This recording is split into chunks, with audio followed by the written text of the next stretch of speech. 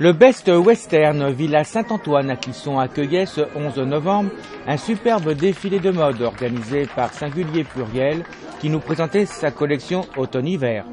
En fait, le concept de Singulier Pluriel, c'est vraiment faire ressortir toute la richesse locale, donc faire travailler les gens du coin, faire que les gens d'un quartier puissent s'investir dans un événement.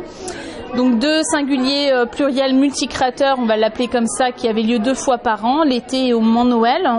Singulier Pluriel a fait des petits, il y a eu Singulier Pluriel Art qui s'est jumelé à un événement majeur à Clisson qui est Montmartre à Clisson, où là c'est plus dédié à l'art, peinture, sculpture. Et puis on a le Singulier Pluriel Mode qui met du coup en lumière des créateurs de prêt-à-porter de la région.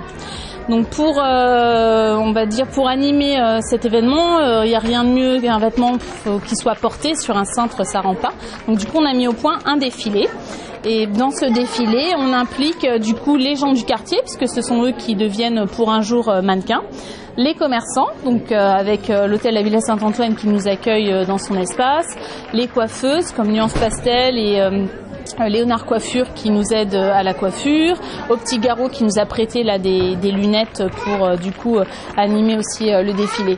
Donc c'est vraiment en fait l'idée, c'est il y a des richesses locales, il faut pouvoir les rassembler, les mettre en lumière et puis faire qu'un événement soit fédérateur et puis implique les commerçants, les créateurs, les gens du quartier. Ah donc bien sûr c'est également une collection automne-hiver. Est-ce que vous pouvez nous la présenter celle-ci? Oui, alors sur le défilé qui a eu lieu, donc on a 9 créatrices qui sont réunies.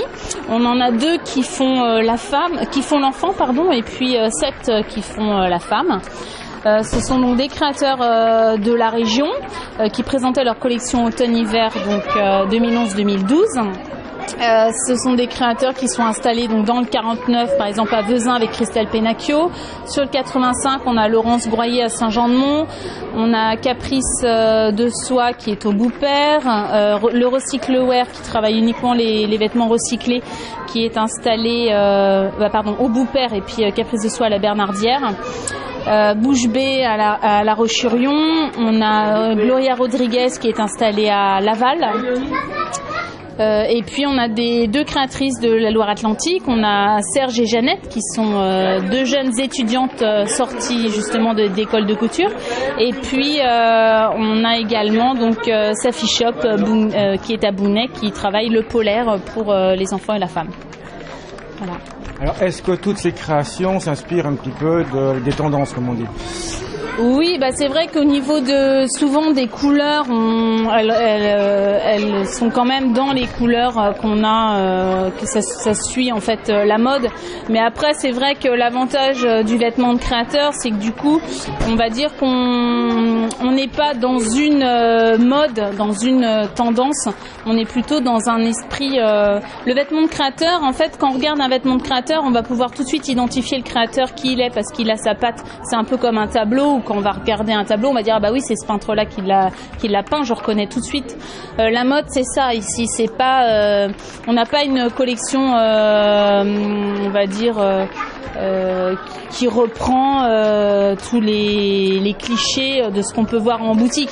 Ici c'est chaque créateur a sa personnalité et donc chaque personne qui porte les vêtements de créateur affirme aussi sa personnalité. Les gens sont pas anonymes à acheter une robe lambda, ils achètent une robe parce que elle la représente, parce qu'ils se sentent bien dedans. Ça dépasse le vêtement en tant que juste objet qu'on porte, quoi. C'est plus que ça en fait.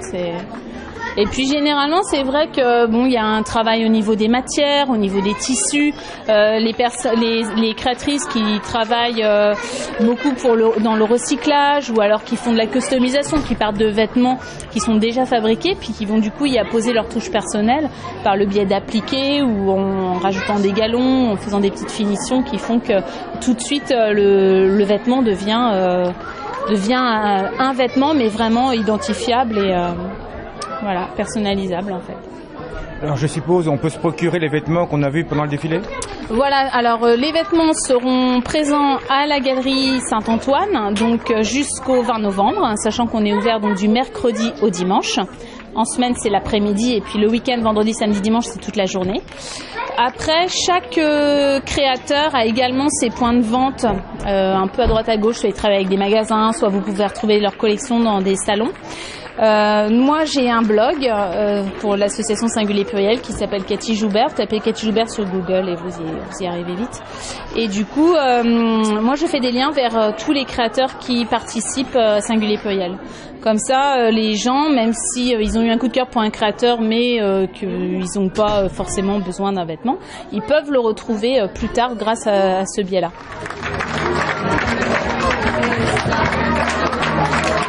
Qualité incontestable de cet événement qui ne peut qu'évoluer dans l'avenir.